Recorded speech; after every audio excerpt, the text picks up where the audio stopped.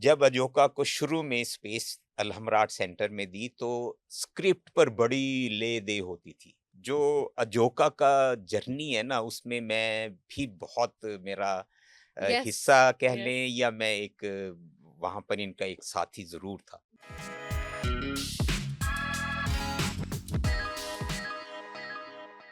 Art और culture की जब भी बात होती है तो अजोका थिएटर भी उसमें पेश होता है। अजोका थिएटर ज़ियाउल हक के ज़माने में तो चलें बैन हो गया था, मगर जब आप आए हैं अलहम्रा में, आपने जब उसका चार्ज सँभाला है, तो आप एक अजोका के ना सिर्फ़ दोस्त साबित हुए बल्कि नंबर 1 या one of the top supporters भी साबित हुए। आपने अजोका को वो स्पेस दी कि वो अलहम्रा में आके अपने प्लेज़ परफ़ॉर्म करे और फिर अजोका ने उसके बदले में दरवाज़े खोले कि वो और इंडिपेंडेंट या प्राइवेट थिएटर ग्रुप्स को आके मौका दे कि वो भी अपनी सोच का वहाँ पे परफ़ॉर्म कर सकें, अपनी सोच को बिल्कुल, वहाँ पे बिल्कुल। दिखा सकें।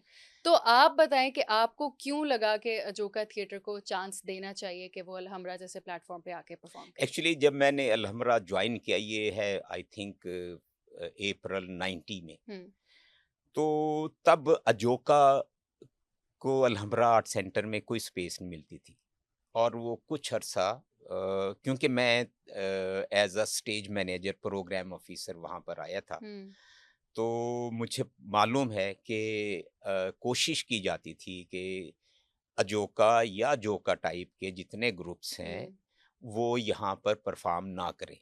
तब हुँ। वो जो एक दौर था कमर्शियल ड्रामा बहुत रिच था वहाँ पर और बहुत बिजी क्योंकि सिर्फ लाहौर में एक ही थिएटर था वो था अलहमरा आर्ट सेंटर। अच्छा।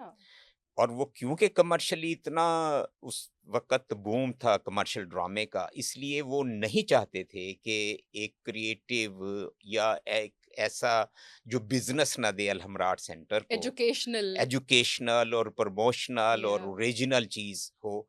तो वो मैंने देखा काफ़ी अरसा उसको, उसमें हर्डल्स मैं भी उसमें शामिल था। मैं भी टूल था एक, इज़ नो डाउट येस हुँ, मैं अगर ये कहूँ कि मैंने आते ही वहाँ पर अजोका के लिए मैंने कोई लड़ना शुरू कर हुँ, दिया हुँ, था। हुँ, नो मैंने जब फ़ील किया कि हुँ, यार ये ठीक है कमर्शियल चीज़ें हो रही हैं यहाँ पर, लेकिन वहाँ पर कोई क्रिएटिव काम भी होना चाहिए। हुँ, तो अजोका के लिए शुरू में अच्छा अक्सर क्या होता था जब अजोका को शुरू में स्पेस अलहमराट सेंटर में दी तो स्क्रिप्ट पर बड़ी ले-दे होती थी कि जी ये अच्छा। इनका स्क्रिप्ट ये है, इसके डायलॉग ये हैं, ये लाइनें निकलवा दें, ये लाइनें निकलवा दें। अच्छा वो जो भी उसमें थिएटर में होता था उसका हुँ, ज़िम्मेदार मैं होता था। उहुँ, क्योंकि मैं स्टेज मैनेजर था, हुँ। मेरी ज़िम्मेदारी थी कि स्क्रिप्ट के मुताबिक थिएटर होना चाहिए। क्या मतलब सॉरी मैं आपकी बात काट रही हूँ, कि लाइनें काटना, डायलॉग चेंज करवाना, ये क्या व्हाट्स द वर्ड वो censorship censorship yes. Censorship apply अच्छा करती थी वो थिएटर देखिए ना पे?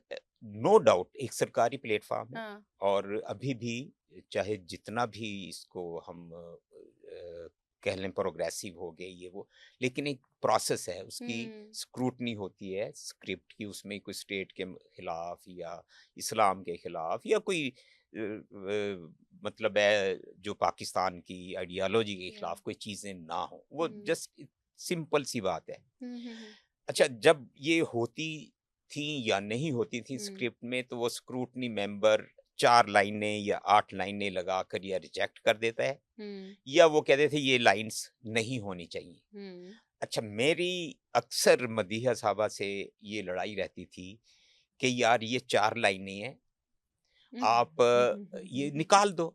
लेकिन मदीहा और लाइनें निकालना या तो पॉसिबल नहीं था। हुँ, अच्छा मैंने उसमें से एक बीच का रास्ता निकाला हुआ था। हुँ, मैंने अपनी एडमिनिस्ट्रेशन को मैं कहता था जी मैंने निकलवा दी है। मैं मदीहा को कहता था यार आप भी कह देना निकाल दी हैं। रात को ओह! ड्रामा होगा, वो 4 लाइनें भी हो जाएँगी, सुबह कुछ भी नहीं होगा।